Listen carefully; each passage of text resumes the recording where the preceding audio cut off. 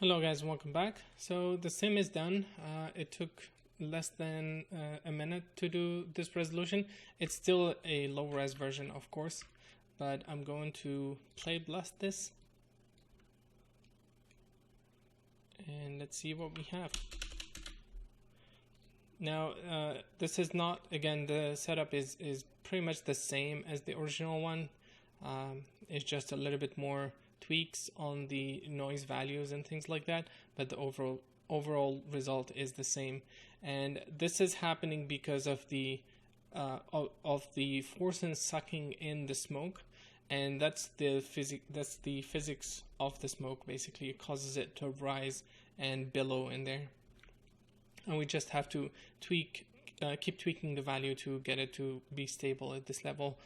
The other thing that we could do is we can add the temperature, for example, to this, and then use a negative buoyancy. Actually, we'll do that to have the smoke always stick to the ground, always have a negative force applied to it. It's different than having a gravity. It's a little bit different than having a gravity, because the gravity will always be applied independently from what the sim information is, and the temperature is more dynamic. It works with it interacts with the sim. We can also have decay to decay it over time, and you can see it's working. The force at the beginning, I think, is a little bit too strong. You can see as it gets here, it starts getting pushed by the normals force that we've created to push the details away, and then the force that is attracting everything else. Now what I'm going to do is I'm going to show you the original file just to prove that everything is the same. So here we have the same values. The density is higher, but we can always tweak that as desired. And then the settings, let's see. Here I increased the max step in the final version. I set this to 2, same thing, same settings. And then this is 4. The turbulence is much lower, I realized. And then the other difference I found is the volume that pushes along the normal. It doesn't have any curl, so it's just a straight normal straight velocity pushing outward. And that's pretty much it. Everything else is the same, exactly what we've created, and the result already looks very similar to this. This one is just a much higher resolution.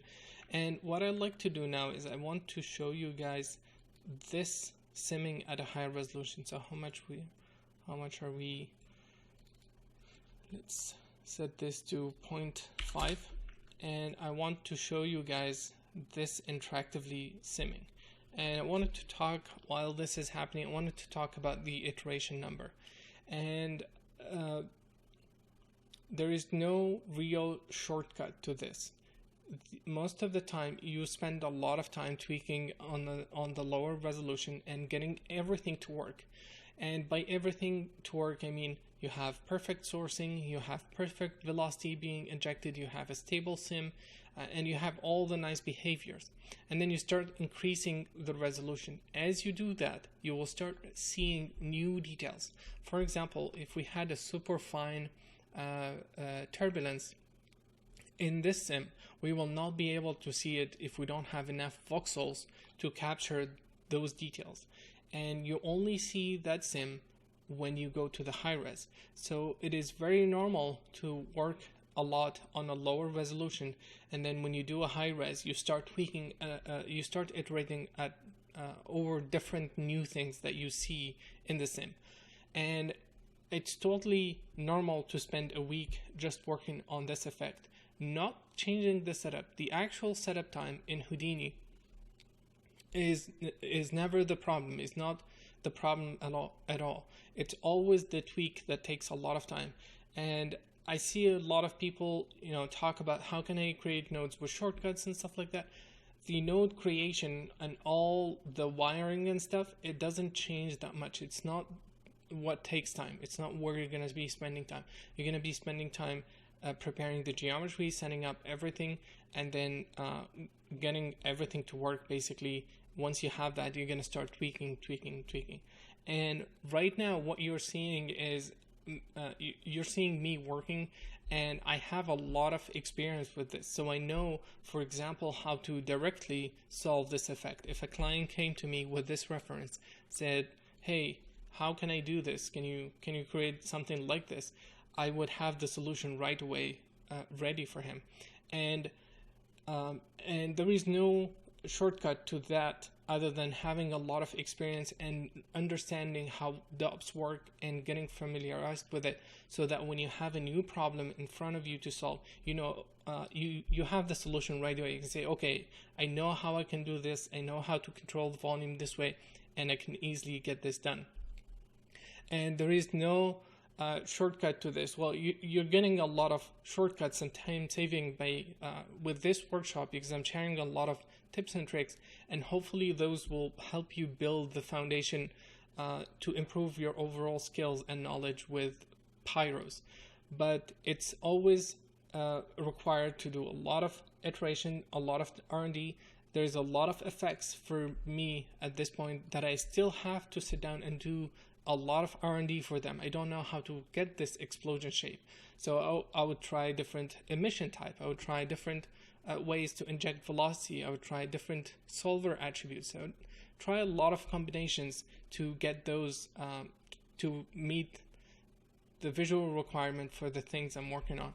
And even though we're going to go over a lot of examples in this workshop, you're gonna still have a lot of R&D to be done. You're not gonna have an answer to all the effects or how to do everything in pyros, in smoke in general, and it's a huge topic as well.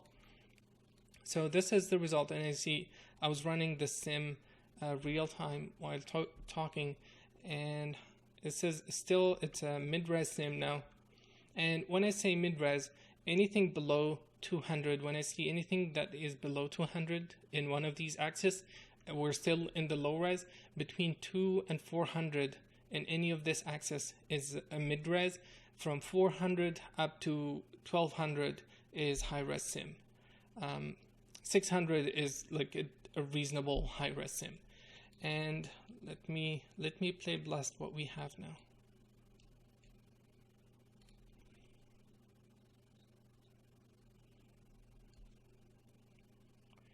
And the other thing that is very important to know is, right now, when I was doing the sim, it's also drawing in the viewport, and depends on the graphic card you have.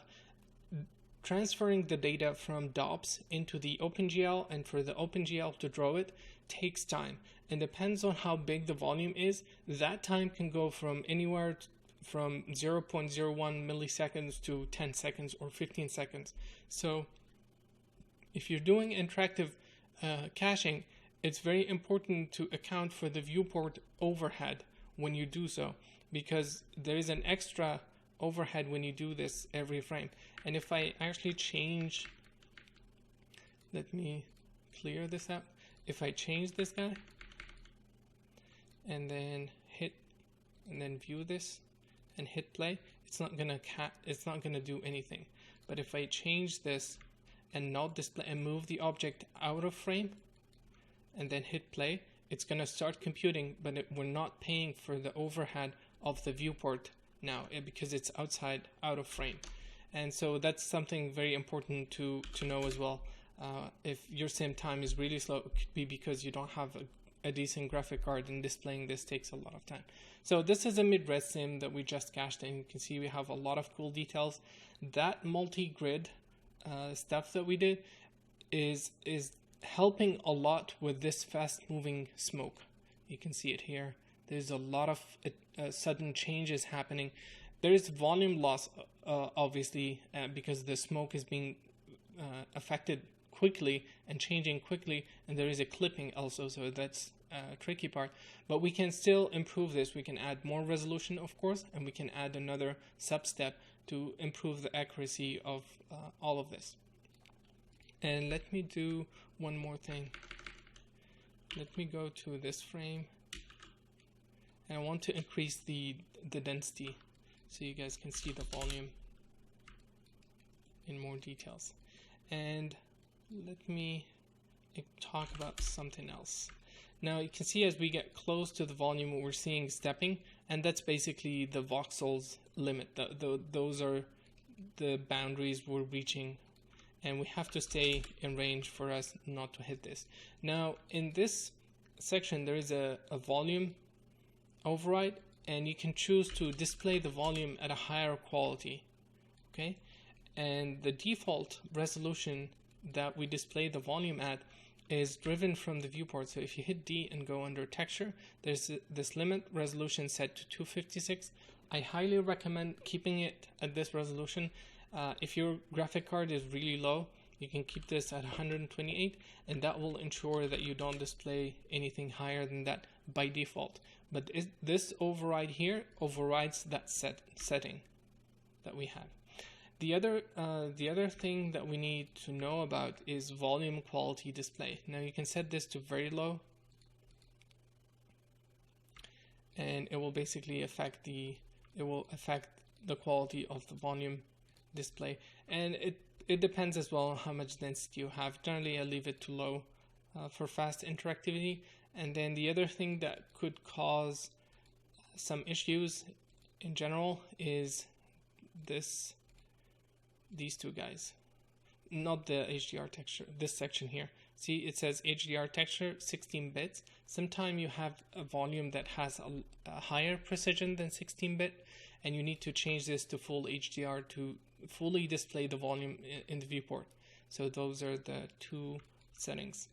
And I think that's pretty much it. Our effect is very close, and the remaining part is just doing a high-res sim and then rendering that. So in the next video, we're going to talk about the assignment for this week, and then I'll show the high-res cache of the sim as well. Thank you for watching, and see you in a bit.